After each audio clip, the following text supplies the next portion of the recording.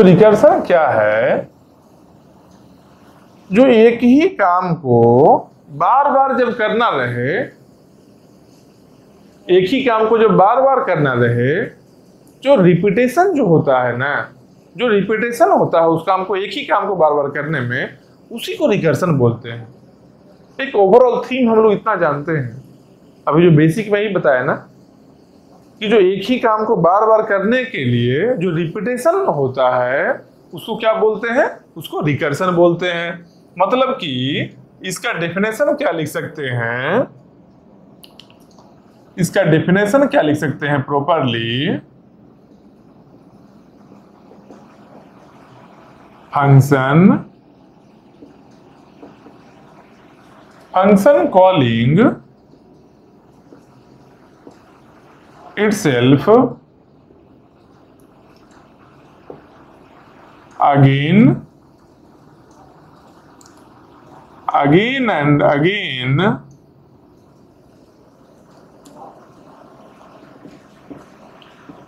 till it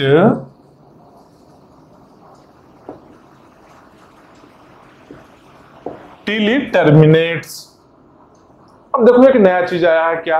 अब definition को देखो अच्छे से, क्या है रिकर्सन? मतलब क्या है? रिकर्सन का डेफिनेशन क्या लिखे हैं हम? रिकर्सन का डेफिनेशन क्या लिखे हैं? Function calling itself again and again, bar bar same function खुद को ही कॉल करता है, खुद को ही कॉल करता है, टिल मतलब जब तक कि, टिल इट टर्मिनेट्स, जब तक ये टर्मिनेट ना हो जाए, इंड ना हो जाए, डिलीट ना हो जाए। समझ रहे हो बात को? तब तक से वो फंक्शन खुद को कॉल करते रहेगा जब तक कि टर्मिनेट ना कर जाए। इसका मतलब क्या है? इसका मतलब क्या है कि कहीं ना कहीं टर्मिनेट करने या कोई कंडीशन रहा होगा ना। ऐसे टर्मिनेट कैसे करेगा, कब करेगा, टर्मिनेट कब करना है, ये कहीं ना कहीं तो मेंशन रहा होगा ना। समझ रहे हो? टर्मिनेट कब करना है ये तो मेंशन होगा, मतलब कि कब स्टार्ट करना है और कब टर्मिनेट करना है, ये दोनों चीज पता होना चाहिए। तो रिकर्सन का मतलब क्या हुआ? पहला चीज क्या है? पहला चीज है टू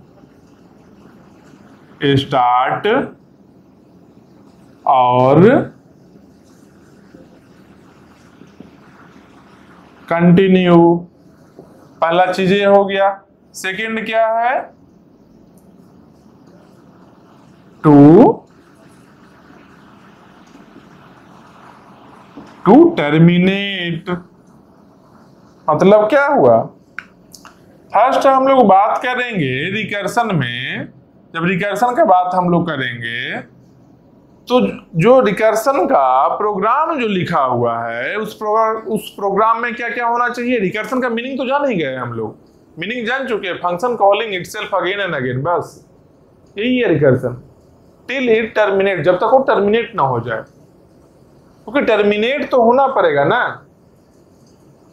जैसे स्टार्ट किए हैं तो इंड तो होना पड़ेगा ना। इंड नहीं होगा तो आउटपुट नहीं आएगा, इंड नहीं होगा तो आउटपुट नहीं आएगा। और एक और भी प्रॉब्लम है इंड नहीं होने पर, अगर रिकर्सिव प्रोग्राम इंड नहीं होगा तो जो प्रॉब्लम आएगा उससे उसके चलते आउटपुट नहीं आएगा। लेकिन जो प्रॉब्लम आएगा ना उसका एक स्पेसिफिक नाम है, वो क्या बनेगा? अगर टर्मिनेट नहीं हुआ तो क्या हो जाएगा? हो जाएगा स्टैक ओवरफ्लो। अगर टर्मिनेट करने का कंडीशन नहीं होगा तब, ये जो सेकेंड कंडीशन है अगर नहीं होगा तब हो जाएगा स्टैक ओवरफ्लो। बोलोगे यार स्टैक क्या चीज आ गया अब नया?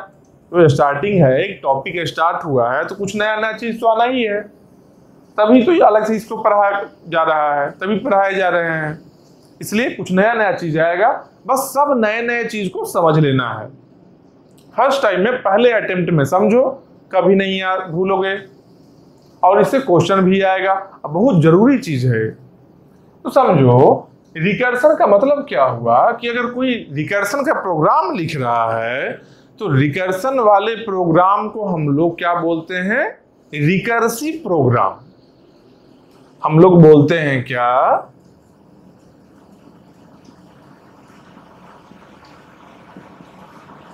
Recursive programme. रिकर्सिव प्रोग्राम बोलते हैं किसको? जिसमें रिकर्सन यूज हुआ है। प्रोग्राम तो नॉर्मल प्रोग्राम होता है, ये जानते ही थे। अब हुआ रिकर्सिव प्रोग्राम, एक वैरायटी हुआ प्रोग्राम का, एक वेरिएशन हुआ कि रिकर्सिव प्रोग्राम। तो रिकर्सिव प्रोग्राम कैसा होता है भाई? जिसमें रिकर्सन रहे। तो रिकर्सन रहे तो क्या क्या इसमें होगा? इसमें टू स्टार्ट और कंटिन्यू, एक स्टेप होना चाहिए स्टार्ट करने के लिए या कंटिन्यू करने के लिए। एक दूसरा स्टेप क्या होना चाहिए? टर्मिनेट करने के लिए। दोनों कंडीशन इसमें गिवन होना चाहिए प्रोग्राम में, कि कब स्टार्ट करना है और कब एंड करना है। क्योंकि ये स्टार्ट करेंगे तब मेरा रन करना स्टार्ट करेगा, और एंड करेंगे तब भी तो आउटपुट आएगा। एंड नहीं करेंगे फाइनल आउटपुट कैसे आएगा? और अगर एंड नहीं होगा तो एक प्रॉब्लम राइज होता है, स्टैक ओवरफ्लो। स्टैक ओवरफ्लो का मतलब क्या है भाई? तो स्टैक ओवरफ्लो का मतलब क्या है कि रिकर्सिव प्रोग्राम है जो यूजेज स्टैक डेटा स्ट्रक्चर। इसका मतलब क्या हुआ? रिकर्सिव प्रोग्राम क्या यूज करता है? स्टैक को यूज करता है। स्टैक क्या है? मेमोरी है। तो जब एंड नहीं होगा रिकर्सिव प्रोग्राम, तो रिकर्सन का मतलब क्या है? Function calling itself again and again. अब बार बार नया नया फंक्शन कॉल किए जा रहा है और एंड नहीं हो रहा है, मतलब कि जितना बार फंक्शन कॉल होगा उतना ज्यादा स्पेस चाहिए, स्टैक में उतना ज्यादा स्पेस चाहिए। तो अगर इनफाइनाइट अगर वो रन कर जाए, कभी स्टॉप ना हो, तो स्टैक का तो लिमिटेशन है ना, क्योंकि stack is part of memory. Memory का तो रिस्ट्रिक्शन है, एक लिमिटेशन है। तो अगर इनफाइनाइटली वो रन करेगा रिकर्सिव प्रोग्राम, अगर टर्मिनेट करने का कंडीशन नहीं गिवन होगा, तो स्टैक बार बार एलोकेट होते रहेगा रिकर्सिव प्रोग्राम को, होते होते लास्ट में मेमोरी फुल हो जाएगा। जब मेमोरी फुल हो जाएगा तो एक एरर मैसेज शो करेगा, स्टैक ओवरफ्लो। बस यही है स्टैक ओवरफ्लो, मतलब कि जगह नहीं रहा, अब नया फंक्शन को कॉल करने का जगह ही नहीं रहा। यही है स्टैक ओवरफ्लो। बेसिक छोटा छोटा चीज को समझते चलना है बस, और कुछ नहीं है इसमें। तो रिकर्सिव प्रोग्राम जान गए। तब बोलो कि इतना देर से जो recursion, recursive program, divide and conquer बोले जा रहे हैं, तो एक एग्जांपल देकर बताइए कि एग्जांपल कैसा होगा भाई। तो एग्जांपल में सोचो,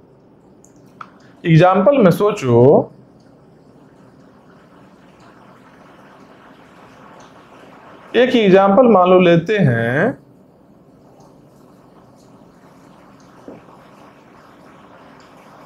मल्टीप्लाई 7 and 6, मतलब कि 7 और 6 का मल्टीप्लीकेशन करना है, मल्टीप्लाई करना है। तो हम लोग जो बोलते हैं 7 into 6 करना है ना, 7 6 जा 42 हुआ आंसर। लेकिन हम लोग क्या किए?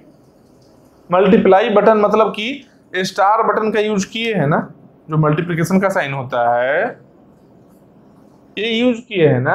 और क्वेश्चन में क्या दे दिया कि ये स्टार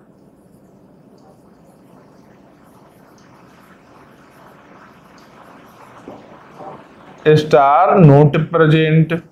स्टार नहीं है तब मल्टीप्लाई करो। अब ये सिंबल, मल्टीप्लिकेशन का सिंबल नहीं है, स्टार नोट प्रेजेंट, अब जाकर मल्टीप्लाई करो। तो अब मल्टीप्लाई करने के लिए क्या करना होगा? तो सिंपल जानो, multiplication is also a kind of addition, repetitive addition. मतलब क्या कि अगर 3 इंटू 4 करते हैं तो क्या करते हैं? 3 इंटू 4 करते हैं तो एक्चुअली हम लोग क्या कर रहे होते हैं? एक्चुअली हम लोग 3 को 4 टाइम्स ऐड ही तो करते हैं, ऐड ही करते हैं ना। देखो 3 इंटू 4 12, 3 प्लस 3 6, 6 प्लस 3 9 प्लस 3 12। मान लो ऐसे लेते हैं 4 इंटू 5, 4 5 या 20। अब 4 को 5 बार ऐड करो, बस वही है। तो बोलो ये कैसे बनेगा? 3 इंटू 4 कैसे बना? इस सब में से 3 कॉमन लेते हैं। जब 3 को कॉमन लिए तो यहां पर 1 बच गया, प्लस यहां पर 1 बच गया, प्लस यहां पर 1 बच गया, यहां पर 1 बच गया। ऐसे ही कॉमन लेते हैं ना। जब ऐड किया हुआ है सब, हमको एक नंबर कॉमन लेना है जो सब में अवेलेबल है, तो हम 3 को कॉमन ले लिए। 3 इंटू 1 3, 3 इंटू 1, यहाँ भी 3, सब में 3 3 हो गया। तो यहाँ पर जो 1 प्लस 1 4 टाइम्स आया, ये कितना हुआ? इसका सम हो गया 4। और बाहर में कितना है? 3 है, मतलब कि 3 इंटू 4 हो गया ना। मतलब कि 3 इंटू 4 को ऐसे भी तो लिख सकते हैं ना, लिख सकते हैं ना ऐसे भी। तो जब 3 इंटू 4 को इस तरीके से लिख सकते हैं, इसका मतलब कि 7 इंटू 6 को भी तो लिख सकते हैं ना। तो 7 इंटू 6 को देखो कैसे लिखेंगे। 7 इंटू 6 को लिखने के लिए हम लोग क्या करेंगे? लिखेंगे 7 प्लस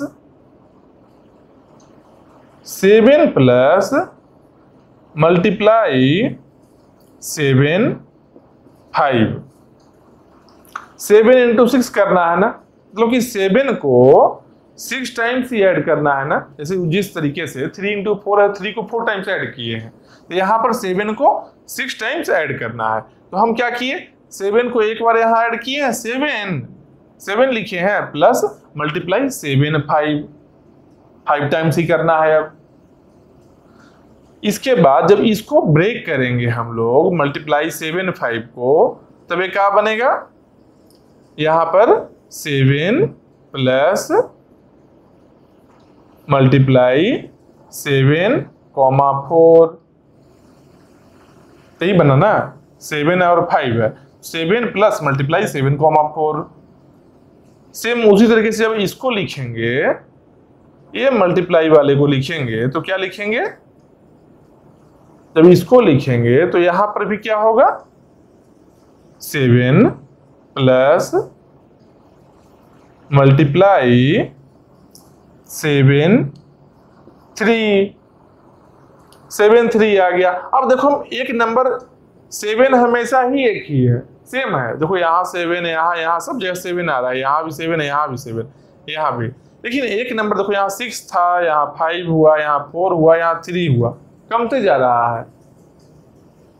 फिर इसको लिखेंगे तो क्या करेंगे? मल्टीप्लाई 7 कॉमा 2, और एक प्लस स्टार्टिंग में ही लिख लेते हैं, यहां पर लिख लेते हैं 7 प्लस। फिर इसको अलग से लेंगे तो क्या होगा? 7 प्लस मल्टीप्लाई 7 कॉमा 1। फिर इसके आगे लेंगे तो क्या होगा? 7 प्लस मल्टीप्लाई 7 कॉमा 0। अब बोलो यहाँ नीचे तक जाने का क्या जरूरत था? आप देखो क्या जरूरत है, क्यों लिखे हैं बताते हैं। अभी हम देखो क्या बोले थे ना, जो स्मॉल प्रॉब्लम, जो स्मॉलर सब प्रॉब्लम था, छोटा छोटा, उसका कोई फिक्स साइज नहीं होता है, बताए थे ना, तो उसका फिक्स साइज नहीं होगा। बस वही देखो यहाँ पर, मान लो कोई ऐसा है जिसको मल्टीप्लाई 7 और 1 है, तो 7 को 1 टाइम करना है, यहाँ पर ही कर ले वो काम, इसके नीचे वाला स्टेप नहीं जाएगा ना, उसके लिए स्मॉल प्रॉब्लम यही बन गया। या फिर कोई आदमी ऐसा है जिसको मल्टीप्लाई 7 × 2 आसान लग रहा है, ये कर सकता है, तो उसके लिए ही बन गया स्मॉल। कोई ऐसा है जिसको ये भी टफ लग रहा है 7 और 1 भी, एक बार और गया 7 प्लस मल्टीप्लाई 7 और 0, जानता है कि 0 से मल्टीप्लाई करने पर कोई भी नंबर कितना होता है, 0 होता है। तो यहाँ जाकर इसका वैल्यू क्या हो गया, 0 हो गया। अब वो बैक आना शुरू होगा, 0 + 7, इसका वैल्यू हो गया 7, 7 + 7, तो यहां से वैल्यू कितना रिटर्न होगा, यहां से वैल्यू कितना रिटर्न होगा 14, फिर 14 + 7, यहां से कितना वैल्यू रिटर्न होगा 21, फिर 21 + 7, यहां से वैल्यू कितना गया 28, 28 + 7 कितना हो गया 28 + 7 30, 35, यहाँ 35 हो गया। अब 35 + 7 कितना हुआ 42, मतलब कि यहाँ पर कितना आया, यहाँ पर आया 42, इसका वैल्यू 7 और 6 का वैल्यू कितना आया 42 आया।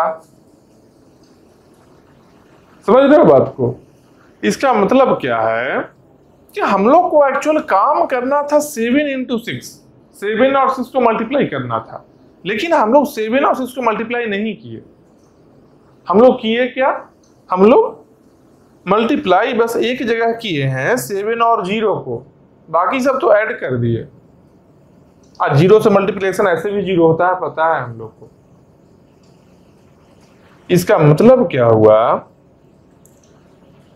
कि हम लोग बार बार देखो क्या किए हैं, यहां पर मल्टीप्लाई आया है, एक फंक्शन कॉल मल्टीप्लाई, उस फंक्शन को, ये जो फंक्शन है मल्टीप्लाई, इस फंक्शन को यहां पर कॉल किए, यहां पर कॉल किए, फिर इसके अंदर में कॉल हुआ। देखो इतना सारा कॉल हुआ है, इसका मतलब क्या हुआ, एक के अंदर में एक फंक्शन कॉल हो रहा है, सेम फंक्शन कॉल, तो हुआ ना function calling, function calling itself again and again. पहला तो ये बात हो गया, फंक्शन कॉल कर रहा है। दूसरा, solving big problem in terms of small problem. देखो ये बिग प्रॉब्लम अगर लग रहा है तो इस तरीके से ये सब जो हुआ प्रॉब्लम, जो क्या हुआ छोटा छोटा प्रॉब्लम हुआ, मतलब कि छोटा प्रॉब्लम के फॉर्मेट में कर रहा है, तो डिवाइड एंड कर भी यहाँ पर हो गया ना। पहले प्रॉब्लम को डिवाइड किए फिर सॉल्व किए, रिकर्सन भी यहाँ पर देख लिए। तो ये जो प्रोग्राम लिखेंगे रिकर्सन का, इसी को बोलेंगे रिकर्सिव प्रोग्राम, इसको बोलेंगे रिकर्सिव प्रोग्राम। समझ रहे हो बात को? आसान अब लगेगा।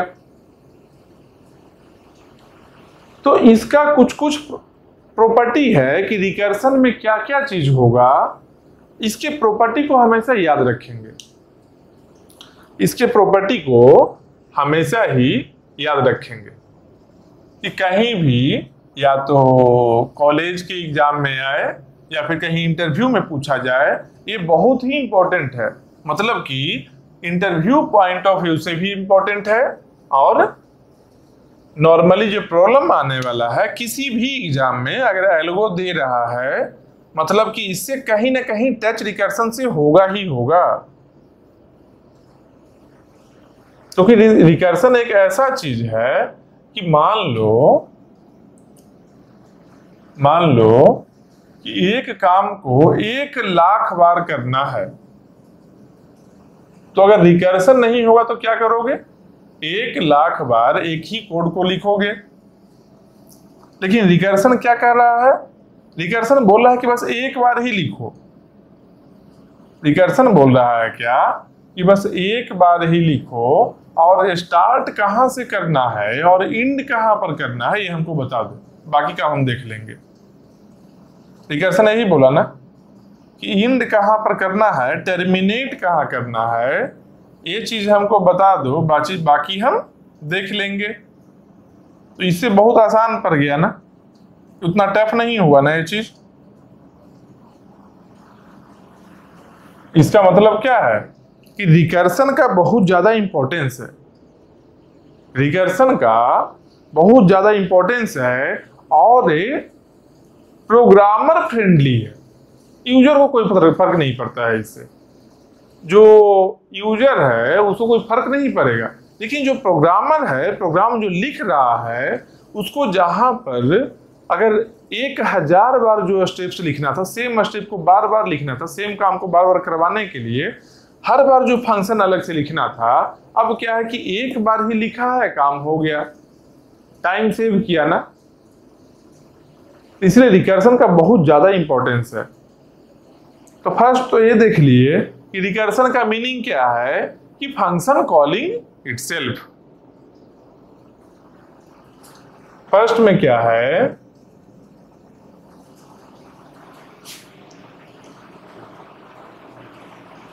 इसके हम प्रॉपर्टीज को एक बार लिख देते हैं ताकि ज्यादा दिन तक ये चीज याद रहे।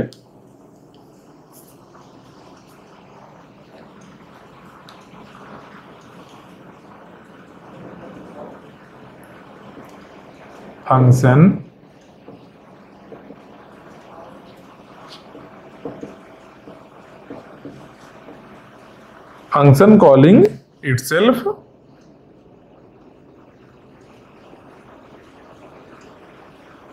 to solve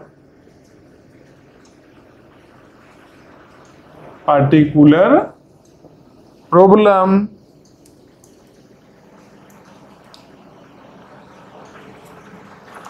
ये पहला प्रॉपर्टी हो गया रिकर्सन का।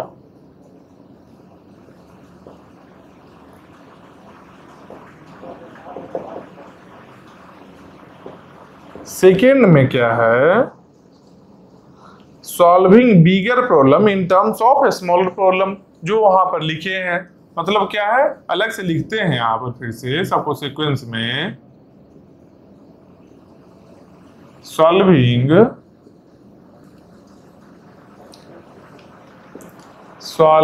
Bigger problem in terms of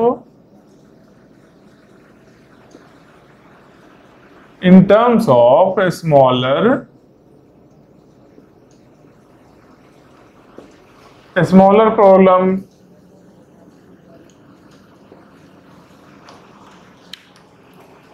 मतलब कि एक जो बिगर प्रॉब्लम है उसको क्या किए थे, छोटे छोटे प्रॉब्लम में डिवाइड करके सॉल्व किया गया था। दोनों समझ गए, फंक्शन कॉलिंग इटसेल्फ और solving bigger problem in terms of a smaller problem. इसमें एक और चीज क्या है, इसके बाद क्या है,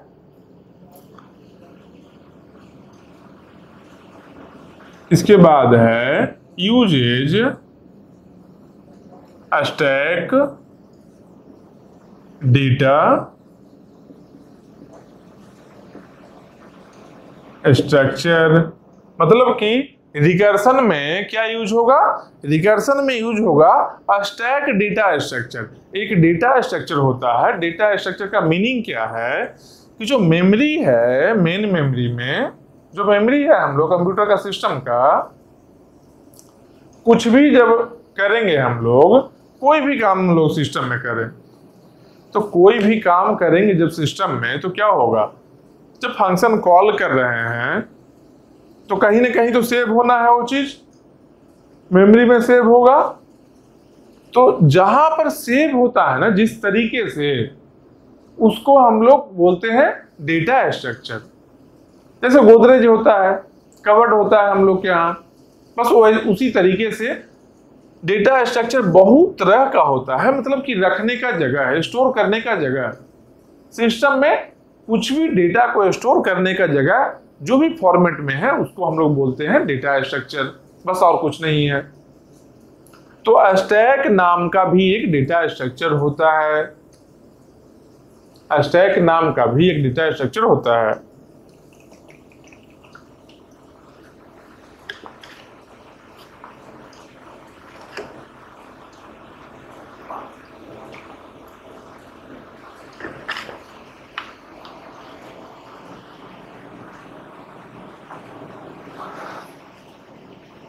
तो स्टैक नाम का डेटा स्ट्रक्चर होता है।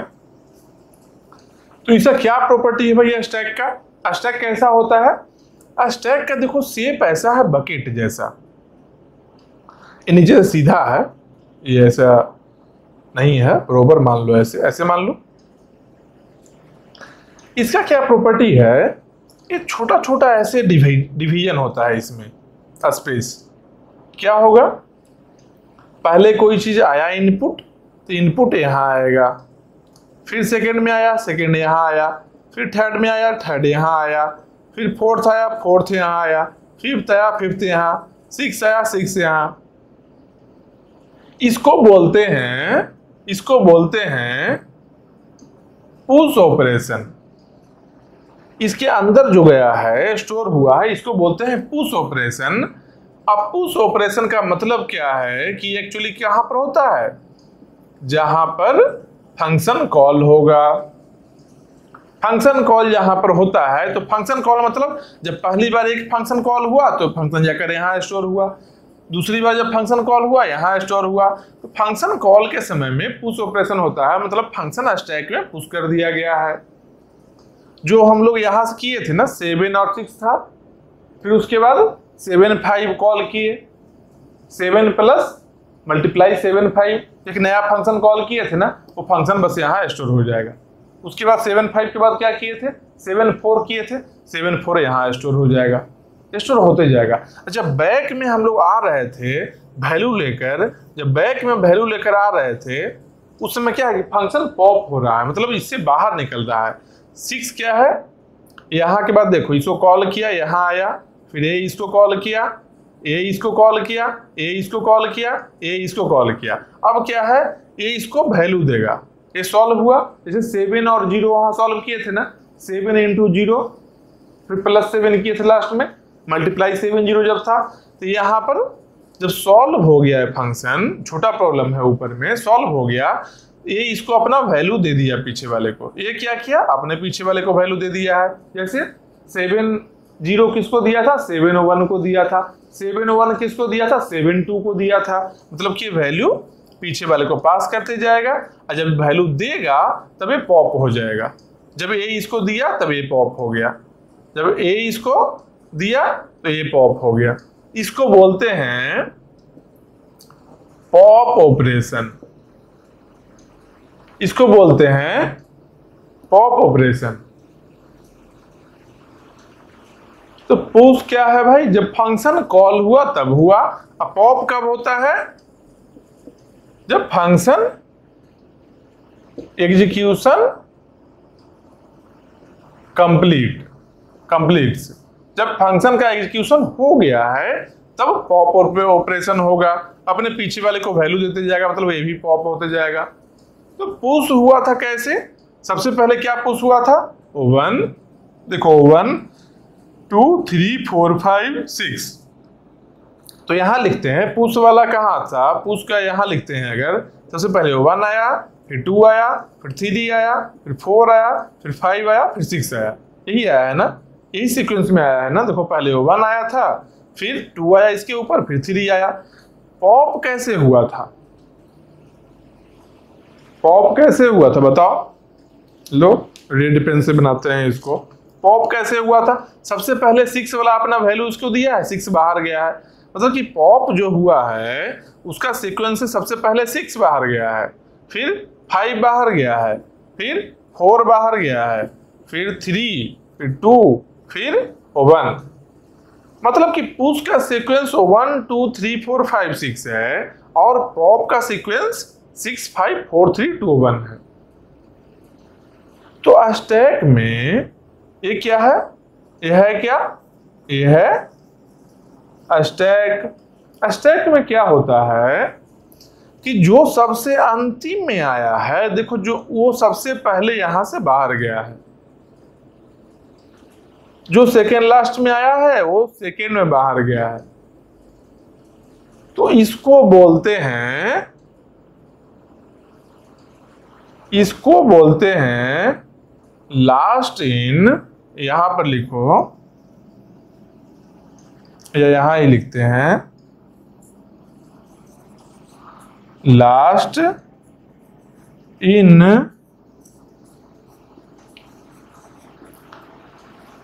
इसको बोलते हैं लास्ट इन फर्स्ट आउट। ये जो हुआ सबसे अंतिम में जो आया, जो सबसे पहले गया, इसको बोलते हैं लास्ट इन फर्स्ट आउट, मतलब कि लीफो। लीफो भी इसको शॉर्ट में बोला जाता है, LIFO। हो गया ना, लास्ट इन फर्स्ट आउट। या फिर एक और चीज इसको बोला जाता है कि देखो लास्ट जो आया वो पहले गया है तो सही है, लेकिन जो फर्स्ट में आया है, जो सबसे लास्ट में भी तो गया है। तो जैसे यहां पर बोल रहे हैं लास्ट इन, जो लास्ट में आया, जो पहले गया, लास्ट इन फर्स्ट आउट, तो इसको रिवर्स में भी ऐसे भी बोल सकते हैं कि जो पहले आया सबसे लास्ट में गया, तो फर्स्ट इन लास्ट आउट। मतलब क्या, इसको ये भी बोल सकते हैं क्या, इसको बोल सकते हैं फर्स्ट इन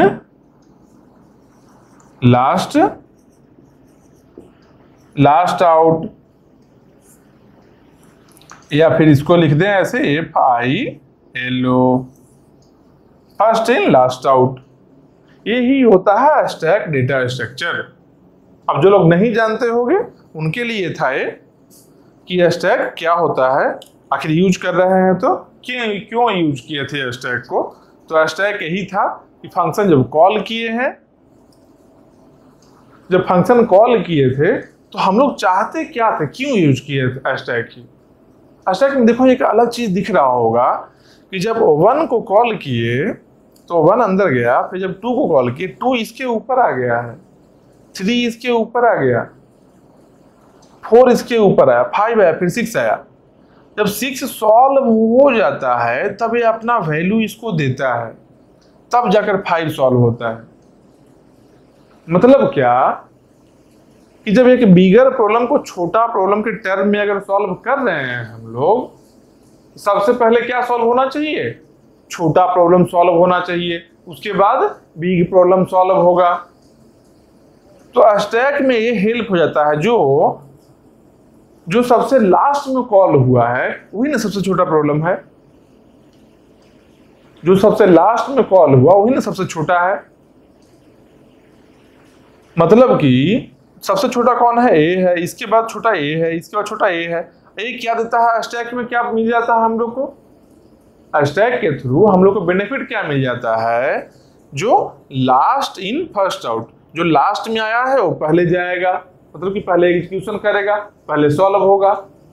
लास्ट में कौन आया है, जो सबसे छोटा है। हम लोग यही तो चाहते थे कि जो सबसे छोटा रहे वो पहले सॉल्व हो जाए, फिर उसके बाद उससे बड़ा सॉल्व हो।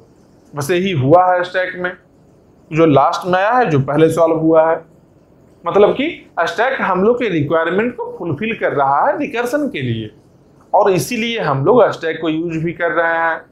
कोई रेंडम नहीं है कि अच्छा स्टैक है तो स्टैक यूज कर लेते हैं, ऐसा नहीं है। स्टैक क्यों यूज कर रहे हैं ये अभी हम बताए। नहीं आया समझ में, एक बार बैक करो, समझ में आ जाएगा, पक्का आएगा, कुछ नहीं इसमें है। तो ये चीज देख लिए क्या, हम लोग क्या देखे कि रिकर्सन में क्या यूज होता है, रिकर्सन में यूज होता है स्टैक डेटा स्ट्रक्चर। जो भी पॉइंट बताएंगे इस पॉइंट को याद रखना, इस पॉइंट को कभी नहीं भूलना है, क्योंकि ये पॉइंट है जो सब बहुत ही इंपॉर्टेंस रखता है, सबका मीनिंग है, कोई रेंडम पॉइंट नहीं है। और रिकर्सन अगर कंप्यूटर साइंस के हो तो रिकर्सन आना चाहिए, रिकर्सन नहीं मतलब कुछ नहीं। रिकर्सन ही ऐसा चीज है जो स्पेशल बनाता है, तो बाकी सब क्या है।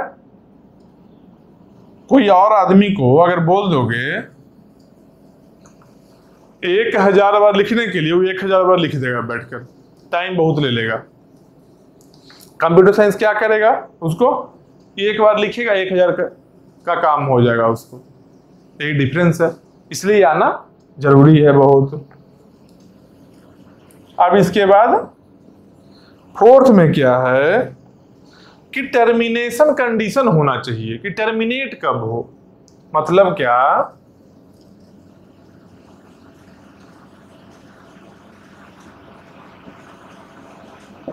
must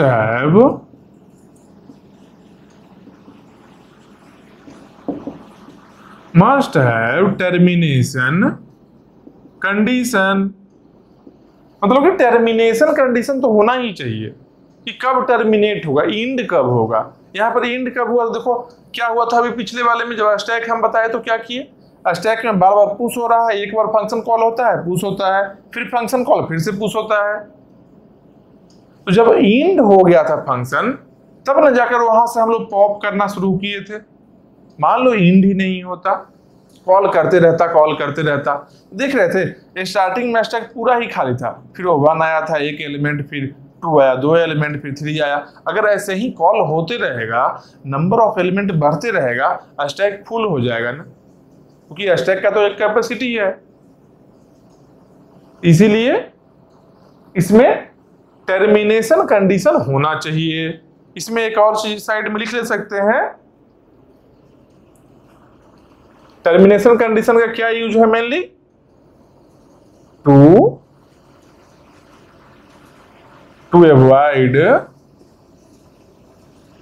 stack overflow. मतलब कि टर्मिनेशन कंडीशन से क्या होगा, टू अवॉइड स्टैक ओवरफ्लो, मतलब कि स्टैक का ओवरफ्लो ना हो, इसके लिए क्या होना चाहिए, टर्मिनेशन कंडीशन होना चाहिए, जो बहुत ही जरूरी है। छोटा छोटा चीज ही है लेकिन सबको याद रखना है, भूलना नहीं है, कोई चीज को जान लो। ऐसा नहीं कि अभी बता रहे हैं फिर भूल गए तो क्या फायदा फिर पढ़ाई करने का। पढ़ने का मतलब है कि वो चीज दिमाग में रहना चाहिए कम से कम एग्जाम टाइम तक, एग्जाम का भूल जाना कोई दिक्कत नहीं है। चलो एक और चीज क्या है, जो रिकर्सन में क्या क्या चीज रहता है, रिकर्सन में नंबर ऑफ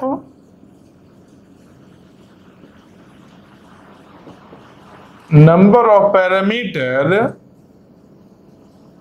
और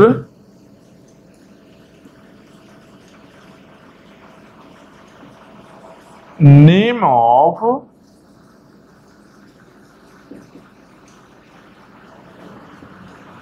नंबर ऑफ पैरामीटर और नेम ऑफ पैरामीटर क्या होता है, चेंज नहीं होता है, नॉट चेंजेज। अभी अभी बताए थे कि नंबर ऑफ पैरामीटर और नेम ऑफ पैरामीटर चेंज नहीं होगा, तो चेंज क्या होगा, चेंज क्या होगा, value of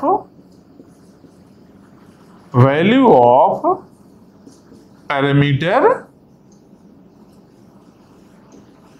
changes, value of parameter changes. इसका मतलब क्या हुआ, इसका मतलब जो अभी हम बता रहे थे, बार बार जो फंक्शन कॉल हो रहा था,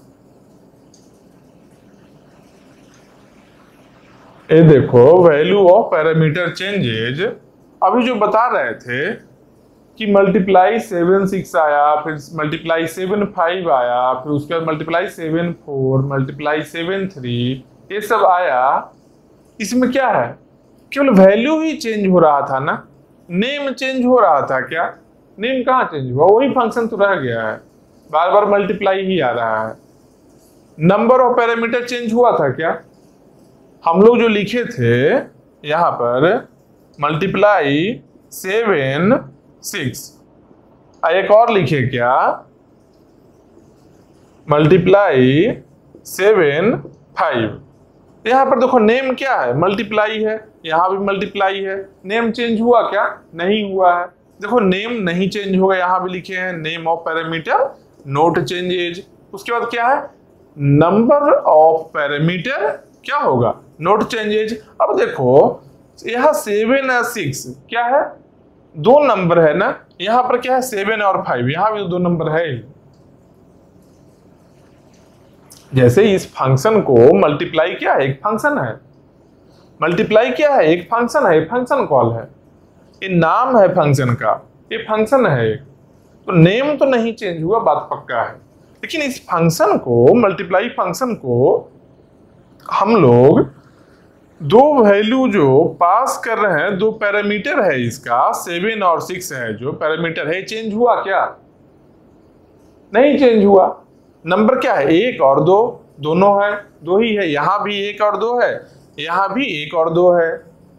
मतलब कि नंबर ऑफ पैरामीटर भी चेंज नहीं होगा, लेकिन वैल्यू ऑफ पैरामीटर चेंजेज, लेकिन पैरामीटर का वैल्यू चेंज होगा, नंबर ऑफ पैरामीटर नहीं चेंज हो रहा है। यहां भी नंबर 2 है और यहां भी नंबर 2 है, लेकिन यहां पर चेंज क्या हो रहा है, वैल्यू ऑफ पैरामीटर। यहां पर 7 और 6 है, यहां पर क्या है, 7 और 5 है। देखो यहां 6 था, यहां 5 हो गया, वैल्यू चेंज हो गया ना, वैल्यू चेंज हुआ, केवल नेम और नंबर ऑफ पैरामीटर चेंज नहीं होगा। अब बोलो वैल्यू क्यों चेंज हो, वैल्यू भी नहीं चेंज हो। जब वैल्यू नहीं चेंज होगा तो क्या फायदा बार करने का। हम लोग प्रॉब्लम को एक बड़ा प्रॉब्लम से छोटा प्रॉब्लम बना रहे हैं ना, वैल्यू तो चेंज करना ही करना है, तो इसीलिए वैल्यू चेंज होगा और नेम और नंबर और पैरामीटर चेंज नहीं होगा। जो भी चीज है जान लो, बहुत आराम आराम से समझना, बेसिक है, एक बार समझ लोगे फिर ये भूलोगे नहीं। इसके आगे बहुत सारा चीज हम लोग को पढ़ाई करना है।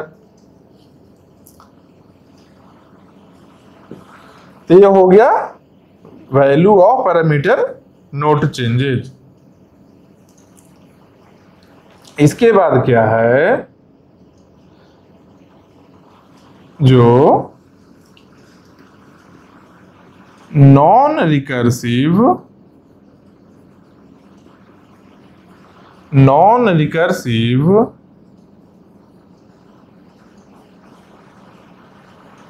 प्रोग्राम exists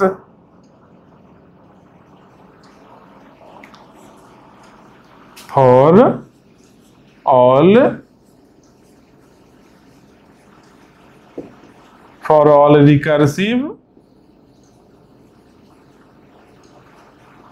मतलब कि non recursive program exists for all recursive program, मतलब जितना भी रिकर्सिव प्रोग्राम होगा सबके लिए नॉन रिकर्सिव प्रोग्राम भी एग्जिस्ट करेगा। रिकर्सिव प्रोग्राम क्या था, जो खुद को ही फंक्शन बार बार कॉल कर रहा था, तो इसके लिए नॉन रिकर्सिव क्या होगा, यहां पर रिकर्सिव में क्या हुआ, एक ही फंक्शन बार बार कॉल हो रहा था। अब नॉन रिकर्सिव में क्या होगा कि बार बार कॉल नहीं होगा। इसका मतलब क्या है, एक ही बार कॉल होगा। तो फंक्शन कितना बार कॉल होगा, एक बार ही फंक्शन कॉल होगा। तो भाई उतना काम कैसे करेगा, तो नॉन रिकर्सिव प्रोग्राम में हम लोग क्या करेंगे, लूप का यूज करेंगे। फॉर लूप, व्हाइल लूप है ना, तो हम लोग लूप का यूज करेंगे और लूप के थ्रू काम करवाएंगे। तो लूप के थ्रू कैसे काम करवाएंगे, लूप के थ्रू कैसे काम करवाएंगे, ये चीज को देखो। मान लो हम लोग एक एग्जांपल लेते हैं,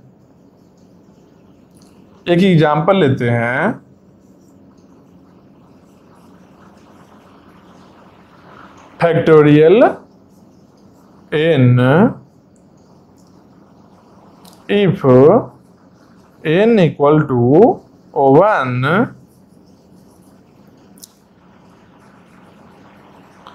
return 1 else return n into factorial n minus 1।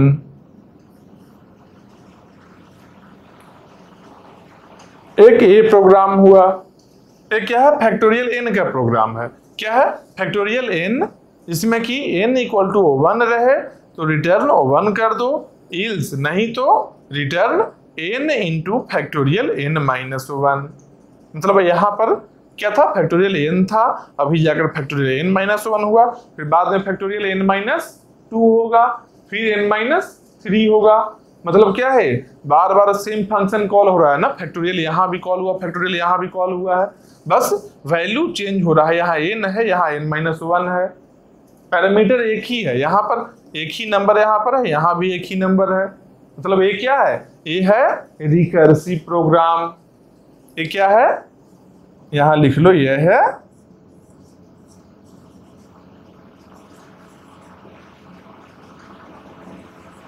Recursive, ये है रिकर्सिव प्रोग्राम। अब इसके अलावा इसके लिए हम क्या लिखे हैं यहां पर, non recursive program exists for all recursive program. मतलब कि सब रिकर्सिव प्रोग्राम के लिए नॉन रिकर्सिव प्रोग्राम भी एग्जिस्ट करेगा। इसका मतलब कि इसका भी नॉन रिकर्सिव प्रोग्राम होगा। इसका नॉन रिकर्सिव प्रोग्राम को लिखने के लिए क्या करेंगे हम लोग कुछ नहीं करेंगे। सिंपल सा फैक्टोरियल n का अगर लिखना है तो लिखेंगे factorial n is equal to 1 for I equal to 1, I less than equal to n, I plus एक फॉर लूप दे देंगे। इस फॉर लूप में क्या करेंगे, s equal to s into I, और ये फॉर लूप को क्लोज करेंगे। उसके बाद रिटर्न s का वैल्यू को रिटर्न कर दिए। यहां पर देखो क्या किए हैं, यहां पर क्या है, फैक्टोरियल n है। अब फैक्टोरियल होता क्या है पहले ये जान लो। अब फैक्टोरियल क्या होता है ये जान लो। फैक्टोरियल का मतलब क्या है कि अगर कोई नंबर का फैक्टोरियल कह दे, मान लो कोई बोल दिया फैक्टोरियल 3, फैक्टोरियल का साइन ए है, देखो ऐसा ए साइन है जो फैक्टोरियल का साइन है, या फिर ऐसा यहां पर 2 लिखा रहे फैक्टोरियल 2 हो गया, या फिर ऐसे 2 लिखा रहे तो ये भी 2 फैक्टोरियल है। सिंबल यही है, फैक्टोरियल का सिंबल यही है। तो अब जानो, अगर बोल दिया कोई कि 3 फैक्टोरियल है तो इसका मतलब क्या होता है, 3 फैक्टोरियल का मतलब होता है क्या कि 3 से लेकर 1 तक जितना भी नंबर है सबको मल्टीप्लाई कर दो। मतलब कैसे भाई, 3 फैक्टोरियल है ना, 1 इंटू 2 इंटू 3, ये इसका वैल्यू होगा, कितना होगा 3 इंटू 2 6, यहाँ 1, मतलब 3 फैक्टोरियल का वैल्यू कितना हो गया 6 हो गया। मान लो 4 फैक्टोरियल रहे, क्या होगा 1 into 2 into 3 into 4, up to 4 तक मल्टीप्लाई कर देना है। सब नेचुरल नंबर को मल्टीप्लाई करना है, multiply all natural numbers till n। अगर n फैक्टोरियल है तो 4 फैक्टोरियल है तो 4 तक, 5 फैक्टोरियल है तो 5 तक, 6 फैक्टोरियल है तो 6 तक, मतलब कि जहां भी फैक्टोरियल है वहां तक मल्टीप्लाई करना है। बस वही चीज देखो यहां भी हुआ है, फैक्टोरियल n लिखे थे, अगर n बराबर 1 है तो क्या करेंगे, 1 से लेकर 1 तक ही मल्टीप्लाई करेंगे तो 1 ही तो आएगा, तो रिटर्न 1 हो गया। अगर n इक्वल टू 1 है तो रिटर्न 1 हो गया। अगर नहीं है तब क्या किए यहाँ पर इल्स पार्ट में, return n into factorial n minus 1। जैसे यहाँ पर क्या है, यहाँ पर 4 फैक्टोरियल को अगर लिखेंगे हम लोग 4 इंटू 3 इंटू 2 इंटू 1, तो 4 इंटू ये पूरे पार्ट को 3 इंटू 2 इंटू 1 को क्या लिख सकते हैं हम लोग लिख सकते हैं 3 फैक्टोरियल। तो 3 फैक्टोरियल यही तो है, 3 से लेकर 1 तक को मल्टीप्लाई करना, तो 4 इंटू 3 फैक्टोरियल हो गया ना। तो यहाँ पर वही लिखे हैं 4 क्या है, अगर n फैक्टोरियल करना रहे तो n है तो n इंटू 3 क्या है 4 माइनस 1, मतलब कि n माइनस 1, तो n into n minus 1 factorial. यहाँ भी वही किए है ना, return n into factorial n minus 1। बस यही रिकर्सिव प्रोग्राम है। अब फिर जब 3 फैक्टोरियल में आएगा तो क्या करेगा, 3 को ये दोनों को लेंगे, ये क्या है 2 इंटू 1 मतलब 2 फैक्टोरियल, 3 इंटू 2 फैक्टोरियल होगा, 3 क्या है उसमें n हो जाएगा, मतलब कि n माइनस 1 था 3 तो n माइनस 2, तो सेम वहां पर भी होगा n minus 1 into n minus 2। समझ रहे हो बात को, यहां कर लिए तो वहां पर क्या किए 4 इंटू 3 फैक्टोरियल कर रहे थे, अब ये तो रिकर्सिव प्रोग्राम हो गया, लेकिन यहां पर एक हम लोग क्या लिखे हैं, यहां पर लिखे हैं नॉन रिकर्सिव प्रोग्राम। देखो नॉन रिकर्सिव प्रोग्राम कैसे लिखे हैं, factorial n s equal to 1 for i equal to 1, i less than equal to n, i plus plus, मतलब कि i 1 से लेकर n तक जाएगा i का वैल्यू, कैसे जाएगा, प्लस प्लस होकर जाएगा। करना क्या है उसमें, s का वैल्यू 1 ले लिए, 1 ले लिए है s का वैल्यू, एक वेरिएबल लिए है s जिसका वैल्यू 1 ले लिए इनिशियली। अब क्या कर रहे हैं, s equal to s into i, बार बार i को मल्टीप्लाई कर रहे हैं। i कहां से है, i यहां से 1 से लेकर n तक है, बार बार ये एक इंक्रीमेंट हो रहा है, 1 से लेकर n तक अगर मल्टीप्लाई कर दिए नंबर को, वही तो वैल्यू है फैक्टोरियल का, बस s का वैल्यू वही होगा। पहली बार में i इक्वल टू 1 के लिए s इंटू 1 हो गया, फिर यहाँ इंक्रीमेंट हुआ, 2 आया तो इंटू 2 कर दिए, फिर 3 आया तो 3 कर दिए, मल्टीप्लाई कर रहे हैं बार बार, मतलब क्या हो गया, ये इक्वली नॉन रिकर्सिव प्रोग्राम हो गया फैक्टोरियल के लिए। तो इसीलिए हम लोग लिखे हैं कि non recursive program exists for all recursive program. जितना भी रिकर्सिव प्रोग्राम हम लोग देखेंगे, हम लोग जितना भी रिकर्सिव प्रोग्राम देखेंगे, सबके लिए नॉन रिकर्सिव प्रोग्राम भी एग्जिस्ट करता है, बस यही चीज था।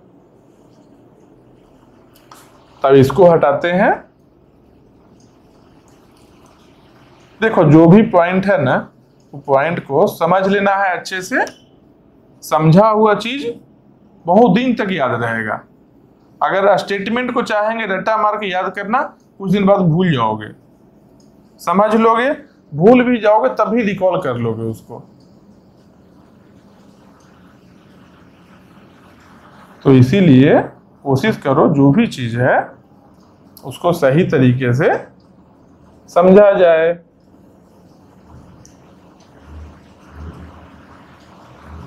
चलो ये तो हो गया ए पॉइंट, रिकर्सिव प्रोग्राम के लिए नॉन रिकर्सिव एग्जिस्ट करता है। फिर उसके बाद क्या है, टेक मोर स्पेस, मतलब क्या है,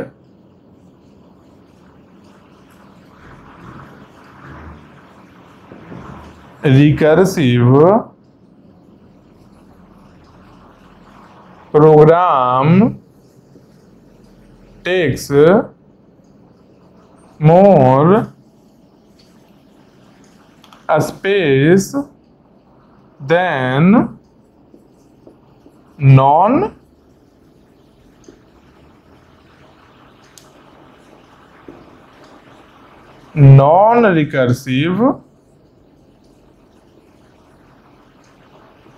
non recursive programme.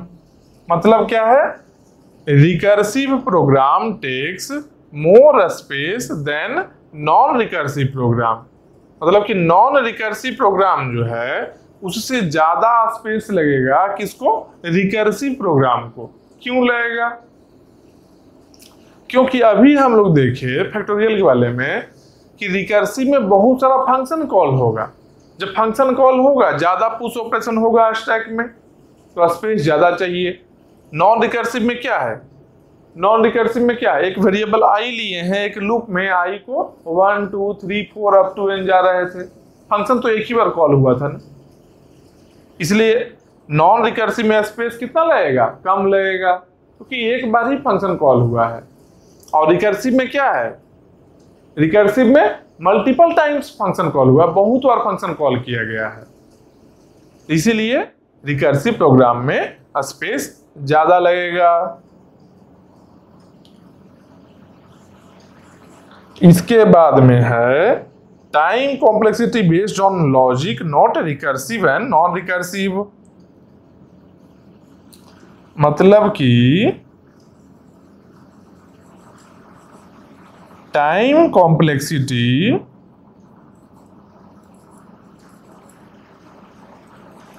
Depends on logic but not recursive और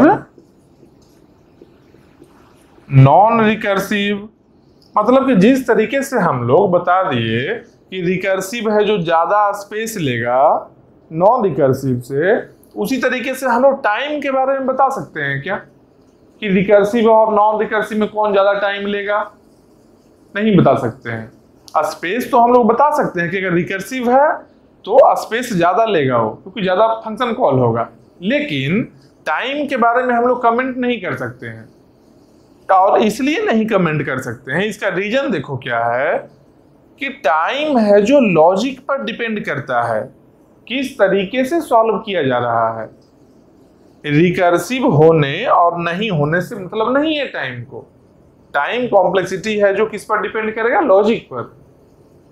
जो लिखा हुआ है प्रोग्राम, उसके प्रोग्राम लिखने के लॉजिक पर डिपेंड करेगा कि टाइम कितना लगेगा। रिकर्सिवनेस पर नहीं डिपेंड करेगा, मतलब रिकर्सिव है या नहीं है उस पर नहीं डिपेंड करेगा। जबकि स्पेस है जो रिकर्सिव प्रोग्राम में ज्यादा लगेगा, रिकर्सन पर ही डिपेंड करेगा space.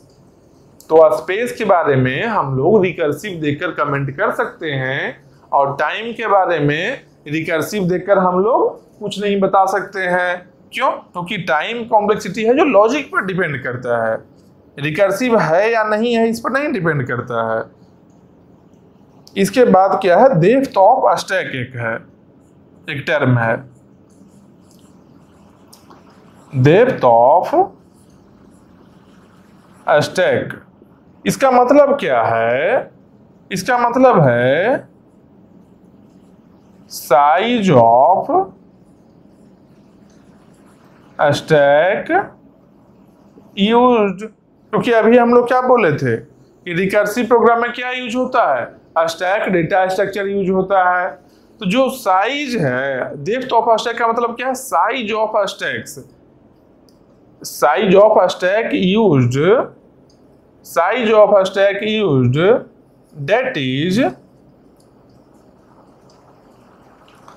that is number of blocks in a stack required। मतलब कि कितना ब्लॉक का मेमोरी है जो स्टैक का है, जो कितना ब्लॉक का स्टैक है जो रिक्वायर्ड है। ये क्या हो गया?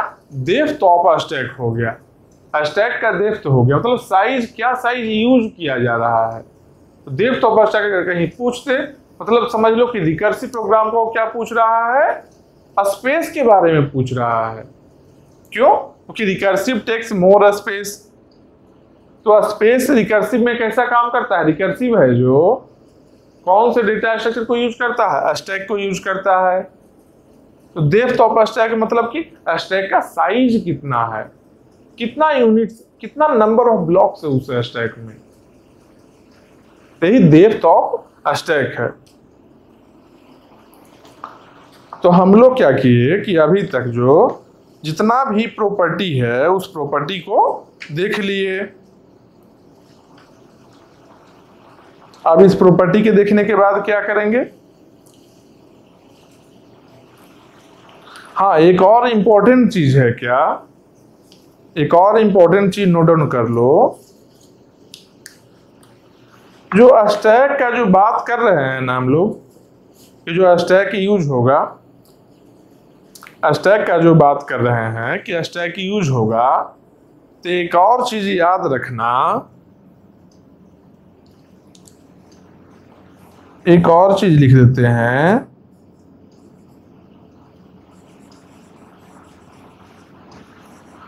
Throughout the execution of program,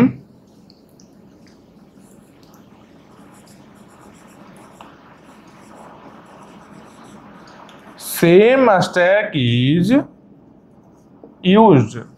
मतलब कि जब तक जो भी प्रोग्राम यूज कर रहा है, जो प्रोग्राम में स्टैक यूज हुआ था, मतलब कि जो रिकर्सिव प्रोग्राम है उसमें स्टार्ट होने से कंप्लीशन तक एक ही स्टैक यूज होगा। ऐसा नहीं है जो अभी कोई स्टैक में थोड़ा सा कुछ पुश ऑपरेशन कर दिए फंक्शन को, फिर कोई और स्टैक ले लिए, फिर कोई और ले लिए, मतलब स्टैक चेंज नहीं करते रहेंगे, क्योंकि जिसमें हम पुश करेंगे फंक्शन को वहां से ही तो पॉप भी करना है ना।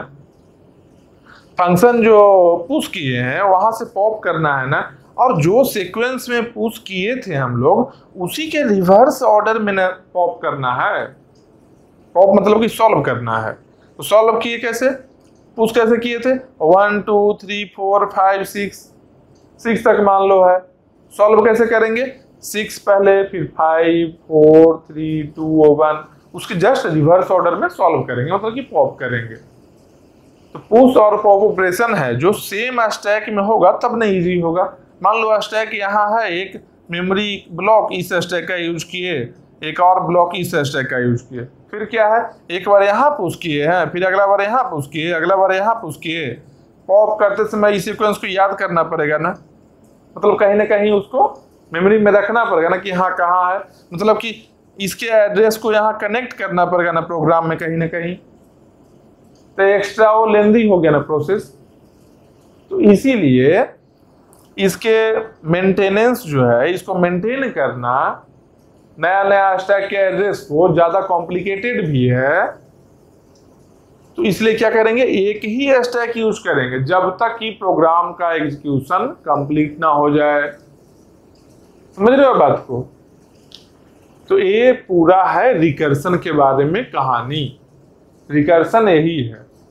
अब इसके अलावा क्या है, इसके बाद रिकर्सन में हम लोग क्या करेंगे, रिकर्सन में हम लोग कुछ प्रोग्राम को लिखेंगे। हम लोग देखेंगे कि एक्चुअली रिकर्सन कैसे कर रहा था काम। तो फंक्शन कॉल के लिए बता ही दिए। फंक्शन कॉल मतलब कि पुश होता है या और एग्जीक्यूशन या फिर रिटर्न जो लिखे थे, रिटर्न 1। तो रिटर्न का मतलब क्या है, रिटर्न जो हम लोग लिखे हैं, रिटर्न का मतलब क्या है, पॉप ऑपरेशन। तो अभी तक हम लोग देखो क्या देखे, रिकर्सन के बारे में समझ गए।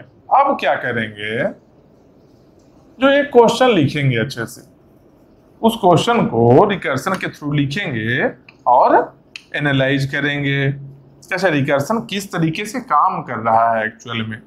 अभी तक तो क्या है, अभी तक बाय डेफिनेशन भी हम लोग देखे हैं, एग्जाम्पल भी हालांकि देखे हैं, और डेफिनेशन भी देखे कैसे कैसे रिकर्सन क्या है, उसके प्रॉपर्टीज को भी देखे हैं, सारा पॉइंट्स को देखे। तो अब हम लोग एक्चुअली में रिकर्सन का बेनिफिट देखते हैं। जैसे रिकर्सन जब किए थे तो क्या क्या बेनिफिट हुआ था।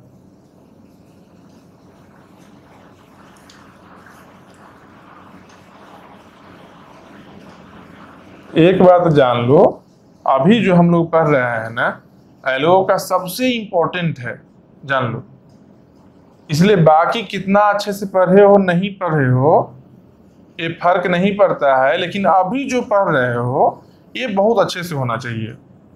इसलिए पहले का मान लो कुछ चीज दिमाग में ऐसा भी लग रहा है कि पहले वाला भूल गए, याद नहीं है क्या है, कुछ भी कहानी सब छोड़ दो।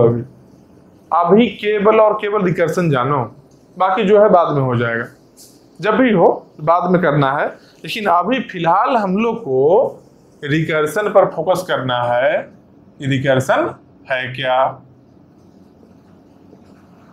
रिकर्सन के बारे में जितना ज्यादा से ज्यादा इंफॉर्मेशन हो सकता है पॉसिबल, हम सब यहाँ देंगे, बस ध्यान से देखना है। रिकर्सन के बारे में एक और था, पहला तो था कि स्टॉप और कंटिन्यू और स्पेस के बारे में, मतलब कि रिकर्सिव प्रोग्राम जो है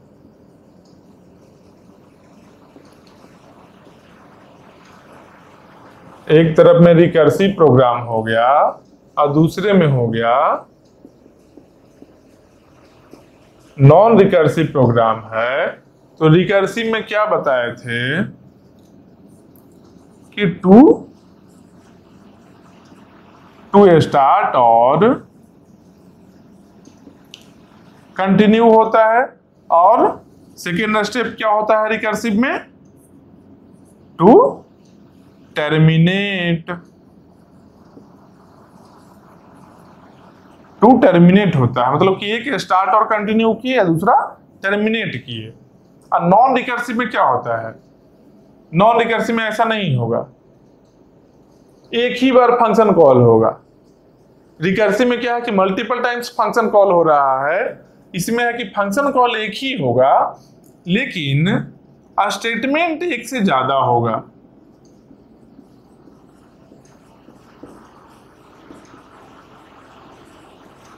मोर स्टेटमेंट्स,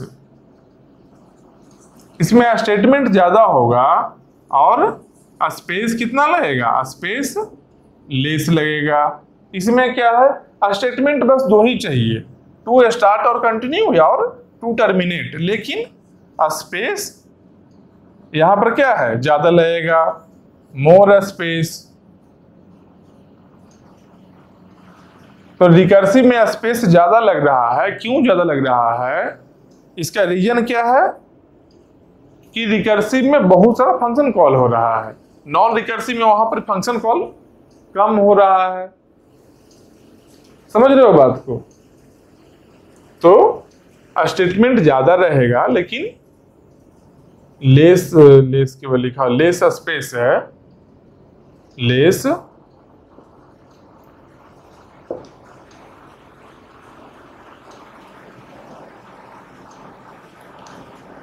मोर स्पेस। तो स्पेस ज्यादा कम इसमें होगा, क्या, रिकर्सन में होगा। इसके बाद हम लोग क्या करेंगे, मल्टीप्लिकेशन का तो देख लिए हैं, एक और प्रोग्राम हम लोग लिखते हैं।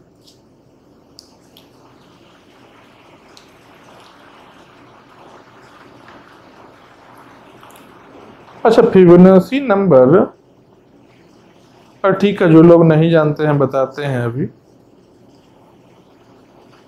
इस क्वेश्चन के थ्रू, बहुत कुछ आएगा। रिकर्सिव प्रोग्राम रेफरेंस रिलेशन, अच्छा, एक होता है फिबोनाची नंबर होता है।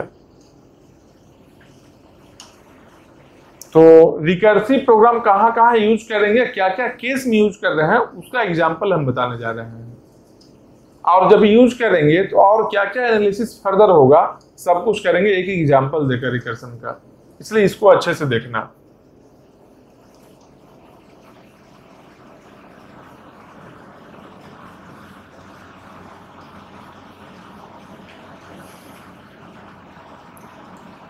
तो यहां पर देखो क्या है, यहां पर है